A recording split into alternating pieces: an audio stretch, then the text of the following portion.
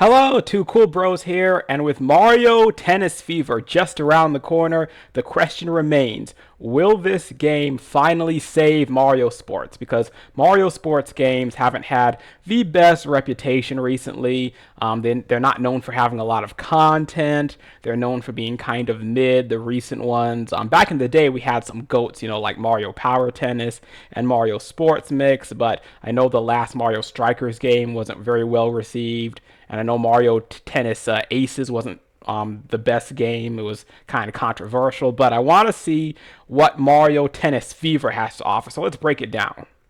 The main gimmick this time are the Fever Rackets, which switch up the gameplay with special effects. For example, Fever Rackets can freeze the court, making your opponent slip. They can make enemies appear. They can create clones. They could give your character a speed boost. There are 30 Fever Rackets in the game, and you can even return Fever shots if they're being fired at you and send the negative effect back on your opponent instead. So this really does switch up the gameplay. I do feel like this is something that will really give this game a unique identity. One complaint I've heard when it comes to the Mario Tennis series is that some of the games feel more like regular tennis games that just have Mario characters instead of Mario Tennis games that are very Mario inspired. I feel like the Fever Rackets really fix this problem because it just creates this whole unique Mario identity. All the elemental changes, the ice, the fire, the muck on the floor, the summoning Mario enemies, it really screams this is a Mario tennis game. So I know people are going to be happy about that. And also, for the first time in a Mario tennis game, you can lose HP. You can just straight up lose health points in this game, and you can die in a Mario tennis game. I never thought I'd see the day. In Mario Tennis Aces, the worst that could happen to you is that your racket could break, your racket could shatter.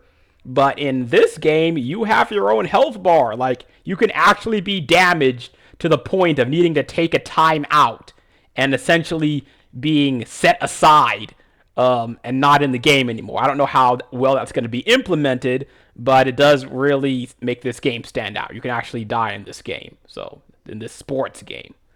As far as new characters go, we have Goomba. So they've recently been giving Goombas a lot of credit. I mean, they were in Mario Kart World as playable characters. Like, Goombas have just gone from just regular enemies to just straight up characters that you can play with now, that you can play as now. So that's cool. We also have Nabbit. I don't really know what the whole deal with Nabbit is. I mean, he was introduced to New Super Mario Brothers U as this pesky, troublesome thief. But then he sometimes helps Mario and his friends, and now he's in Mario Kart World, and now he's in Mario Tennis. So yeah, good for Nabbit. And then we also got Baby Waluigi and Baby Wario for the first time. So that's cool, I guess. No Baby Daisy or Baby Rosalina this time around though. And this game is going to have 38 characters in total, which is the most in series history. So yeah, they are going the extra mile when it comes to these new characters for the most part. So I do appreciate that.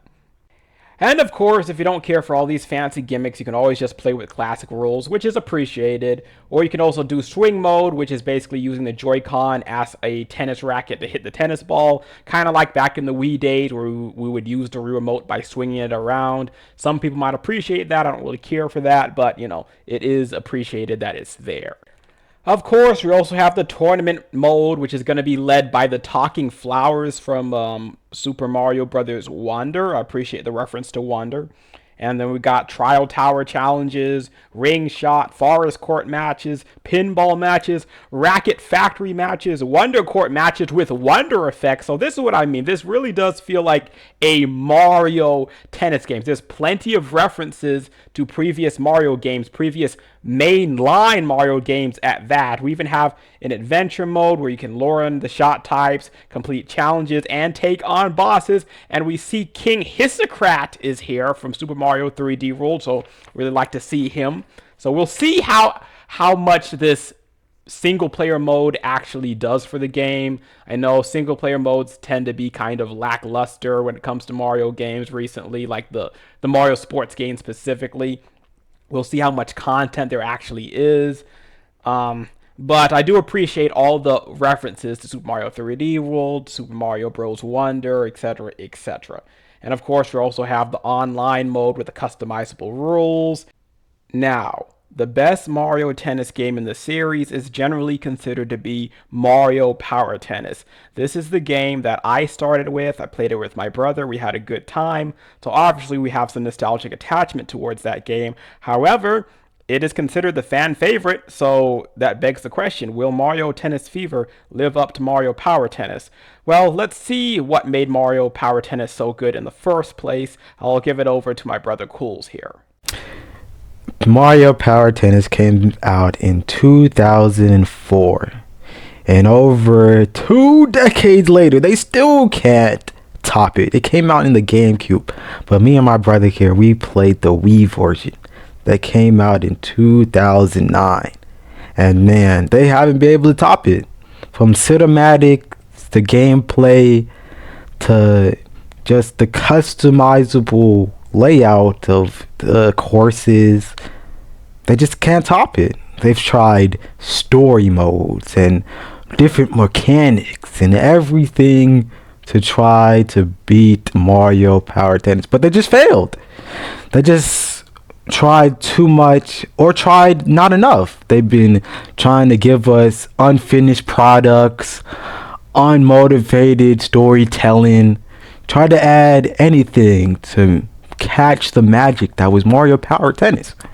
And the thing is, you can't catch what was ultimately perfection. And even if it wasn't perfection, gameplay, fluidity, fun. You can't replace fun with incompetent game design, story modes, gimmicks. I mean, we're just Hope Fever. It's just comparable at this point. My brother got aces. I told him not to buy it, and he still did it anyways. And $60, and games are getting more expensive. We can't waste money on all these different Mario Tennis games. They had, now I know I said it was perfection, but they did have, BS power moves, which paused time and was really unfair, and you really had to be reactive towards it because you really just get screwed over if you don't have your own power tennis, because some of them was just like fastballs.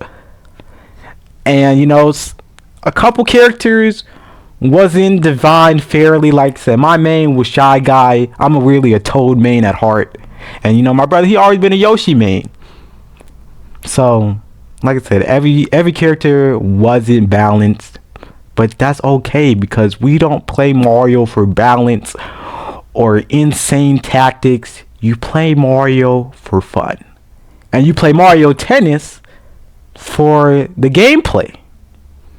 And nothing has topped the gameplay of Mario Power Tennis.